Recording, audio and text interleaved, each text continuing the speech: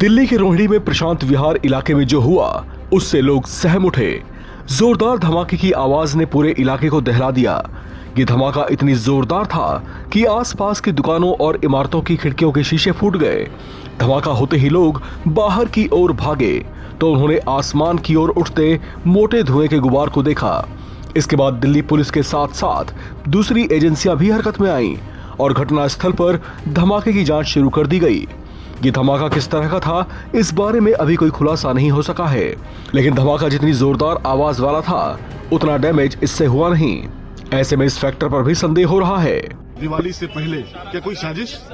देखिए, ये तो अभी जांच के बाद ही पता लगेगा, लेकिन इस ब्लास्ट की जिस तरह की आवाज थी इसमें कहीं ना कहीं ये तो है कि ये ब्लास्ट जो है सिर्फ लोगों को इंडिकेट करने जैसी स्थिति वाला ब्लास्ट है, ध्यान आकर्षित करने वाला ब्लास्ट है। लेकिन इस ब्लास्ट से किसी व्यक्ति को या कोई इस तरह का नुकसान नहीं हुआ भगवान की कृपा से। और उसकी सैंटिटी क्या है इस ब्लास्ट की, इसका लॉजिक क्या था, और ये ब्लास्ट जितना बड़ी आवाज का था उतनी इसकी स्ट्रेंथ नहीं थी। But sir, don't you think it's a big security lapse because it's happening right outside an army school in Rohini, an upscale area in Rohini? देखिए, ये चूंकि सारी जांच के बाद ही पता लगेगा कि ब्लास्ट के पीछे कौन लोग हैं, क्या है। लेकिन ब्लास्ट जिस प्रकार का है उसमें उसकी जो एक स्ट्रेंथ है, वो साउंड जो उसकी एक ब्लास्ट की आवाज है वो तो बहुत ज्यादा है, लेकिन वैसे स्ट्रेंथ उस प्रकार की नहीं है। तो ये इसको हल्के में नहीं लिया जाना चाहिए, इसकी पूरी जांच होनी चाहिए। इस बड़ी घटना के बाद मौके पर एनएसजी की टीम भी पहुंची। एनएसजी के वहां पहुंचने पर लोगों के बीच कई तरह की चर्चाएं होती सुनी गईं। लोगों को संदेह है कि इसके पीछे कोई बड़ी साजिश हो सकती है। उनका कहना है कि इसी वजह से एनएसजी को वहां पर बुलाना पड़ा। घटनास्थल पर फॉरेंसिक एक्सपर्ट्स भी सैंपल कलेक्ट करते हुए दिखाई दिए। साथ ही स्थानीय लोगों और चश्मदीदों से भी पूछताछ की जा रही है। पटा देखा तो यहाँ पे पूरा धुएं का गुब्बार था, पूरा धुआं का, बहुत देर तक रहा, कम से कम 10 मिनट तक धुआं रहा पूरी तरह। किसी को भी समझ नहीं आया। यहाँ पे आप देखोगे तो यहाँ पे जो सामने दुकानें हैं उनके ऊपर के शीशे भी टूटे हुए हैं, उनके नाम भी हिले हुए हैं, और अभी भी देखो नीचे शीशे का आपको पार्टिकल्स मिल जाएंगे। तो एक सोच नहीं सकता यहाँ पे भी कुछ ऐसा हो सकता है जहाँ शांति से लोग रहते हैं, सब कुछ है, पर यहाँ कोई सोच नहीं सकता ऐसा भी कुछ हुआ है। तो ये बहुत इन्वेस्टिगेशन के लिए है, पुलिस के लिए, कि क्या हो सकता है। जब आप आए तो पुलिस कितनी देर के बाद यहाँ पर आई? पुलिस आ गई थी, ये नहीं कहूंगा कि पुलिस आ गई थी विदिन 5 मिनट, क्योंकि ये आवाज यहाँ पे क्राइम ब्रांच है, बिल्कुल आगे जाके, तो क्राइम ब्रांच तक आई है और तभी सब सुन के आए। और यहाँ पे पुलिस की चौकी भी है, तो पीछे रोहिणी कोर्ट भी है।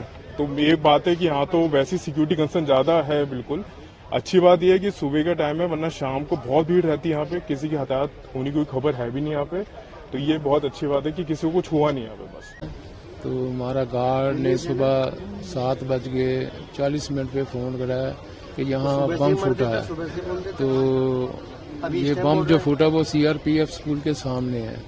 तो हम भाग के यहाँ आए तो यहाँ पे बहुत सारा धुआं था, 6-7 फुट ऊपर धुआं ही धुआं था, 6-7 फुट ऊंचा धुआं ही धुआं नजर आया, जिसके कारण ये पूरी बिल्डिंग में सारे शीशे टूट गए हैं, सारे बोर्ड टूट गए हैं। और ये अभी तक पता नहीं चला, पुलिस पूरी यहाँ पे आई है, फोर्स पूरी यहाँ पे आई हुई है, ये पता नहीं चला अब क्या फूटा क्या नहीं फूटा।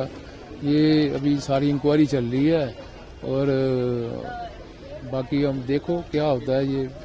ये पुलिस वाले ही बताएंगे या स्क्वाड वाले बताएंगे हमें। मेरा नाम तो हर्ष खन्ना है, ठीक है। मैं यही प्रशांत जो है मैं रहने वाला हूँ।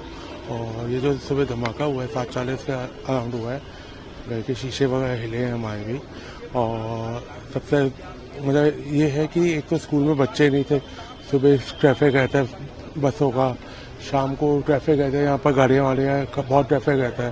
तो ये है कि कोई नुकसान नहीं हुआ इससे।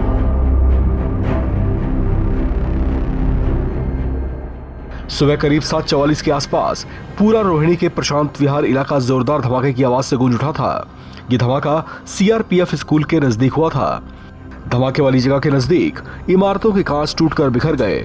धमाका इतनी तेज था कि लोग इससे सहम गए। इस घटना के बाद इलाके में अफरा तफरी सी मच गई।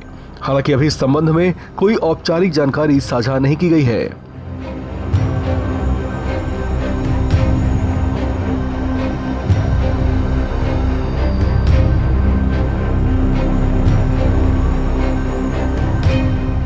इस खबर में फिलहाल इतना ही। बाकी अपडेट्स के लिए आप बने रहें NBT ऑनलाइन के साथ।